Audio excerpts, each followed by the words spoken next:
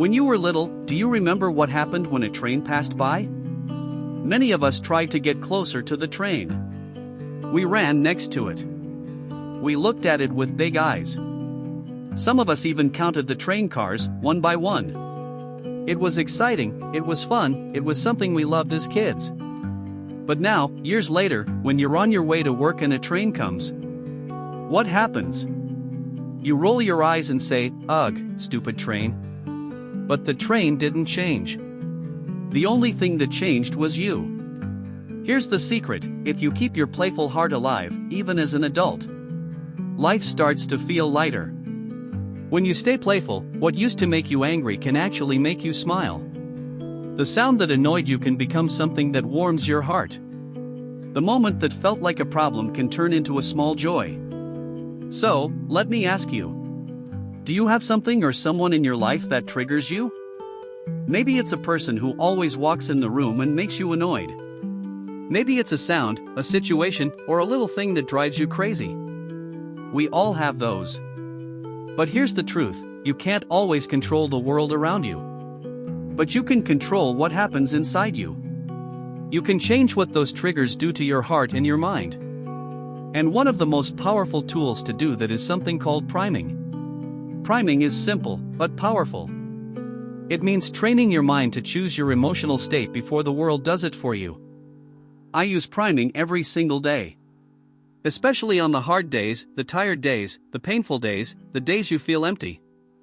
Those are the most important days to prime yourself. Priming is not a new idea.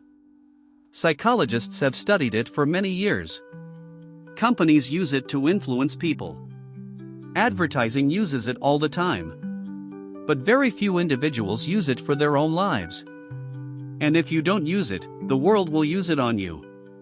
Other people will prime you without even knowing it. But if you learn to prime yourself, you take back the power. You decide how you feel. You decide how your day begins. Let me give you a powerful example from a real study done at Harvard University. Researchers took a group of people in a shopping mall. They had two actors, a man and a woman. These actors practiced doing the same thing over and over again. With the same face, the same tone, the same body language. They walked up to people with a cup of coffee in their hand and said, "Excuse me, can you hold this for a second?" But they didn't really give people a choice. They just handed them the cup, looked down at their phone, acted like they were busy, then took the cup back and said thank you. Everything was the same except for one thing. Half of the people were given a cup of hot coffee. The other half were given a cup of iced coffee. 20 minutes later, someone else came to those same people with a clipboard. They asked them to read a short story, just 2 small paragraphs. After reading, they were asked, "How would you describe the main person in the story?" The results were shocking. More than 80% of the people who held hot coffee said, "The person in the story is warm, kind, and nice." But about 80% of the people who held cold coffee said, "The person is cold, distant, and not caring." Same story. Same words. The only difference was the temperature of the coffee they held for a few seconds. That's how powerful priming is. We are all being primed every day by sounds, smells, colors, music, even coffee. Restaurants use priming. They play fast music when they want you to eat quickly and leave. Wine shops play Italian music, and people end up buying more Italian wine. Supermarkets know which music makes people stay longer and spend more. Big companies spend millions to study how to prime your mind. The question is, will you keep letting the world prime you? Or will you prime yourself first? When you prime yourself, you are no longer a victim of the outside world. You become the one in charge of your emotions. You can train your mind and heart to feel joy, calm, confidence, or strength before anything happens. Think of priming like training a muscle. The more you train, the stronger it gets. We can train our brains. We can train our hearts. We can train our emotions. I'll give you a personal story. When my youngest son, Josh, was a little boy, He was terrified of walking to the end of the driveway to catch the school bus. He was scared every morning. Then one day, something changed. He came home with a big smile on his face. His body language was different.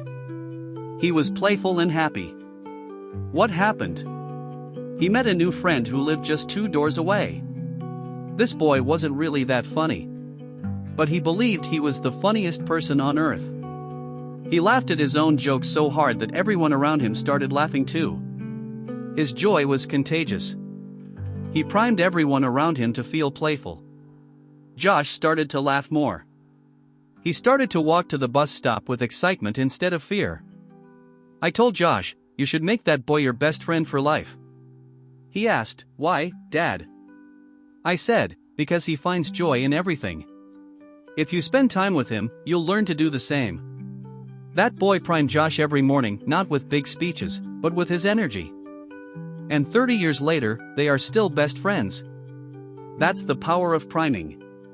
You prime your friends, and your friends prime you. The people you spend time with shape your state. They shape how you feel every day. They shape what you believe is possible. Let me tell you another story. When my daughter turned 16, she fell in love with a boy. He was in college and played football. One night, he came to pick her up, but he arrived 45 minutes late. She was furious. She shouted at him so loudly that I could hear it from 2 rooms away. She trained him, without realizing it, to connect her love with pain. The next time he was late, he felt fear and stress before even seeing her. I told her later, "Sweetheart, when you see him, you can choose to make him feel pain or love. You can train him to feel fear when he's around you. Or you can train him to feel joy and warmth." We are always priming the people around us. With our words, our tone, our faces, our energy. If every time your partner sees you, you smile, hug them, and show love, they will feel safe and warm around you.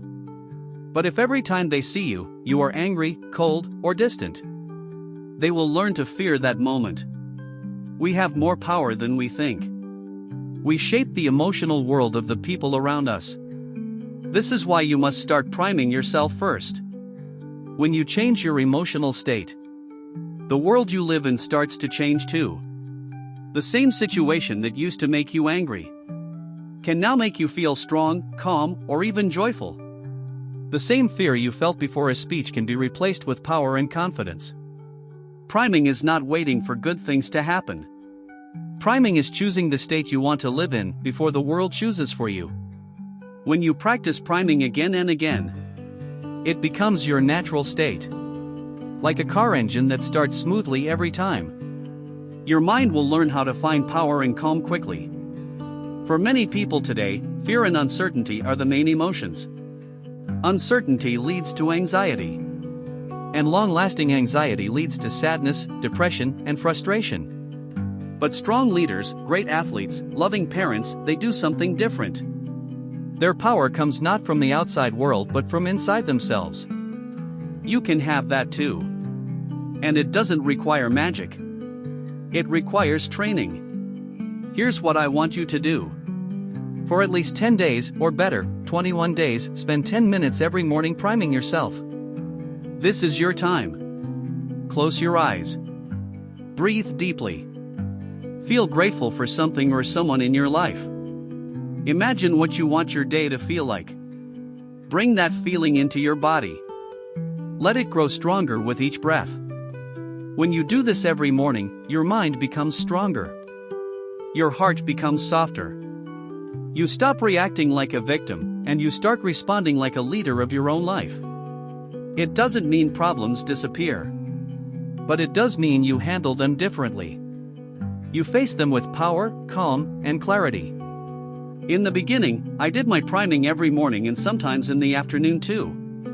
When I had very stressful days, I did it again in the evening. Now, it's so much a part of me that I can do it quickly, anywhere, anytime. I can close my eyes for a minute, take a deep breath, and shift my state. That's the power of practice. We can't control the outside world. We can't stop trains, people, problems, or pain. But we can control the inside world. And when you control your inside world, the outside world starts to lose its power over you. Imagine starting every morning not with stress, but with calm and strength. Imagine facing your fears not with weakness, but with courage and clarity. Imagine meeting challenges not with anger, but with power and focus. This is what priming can give you.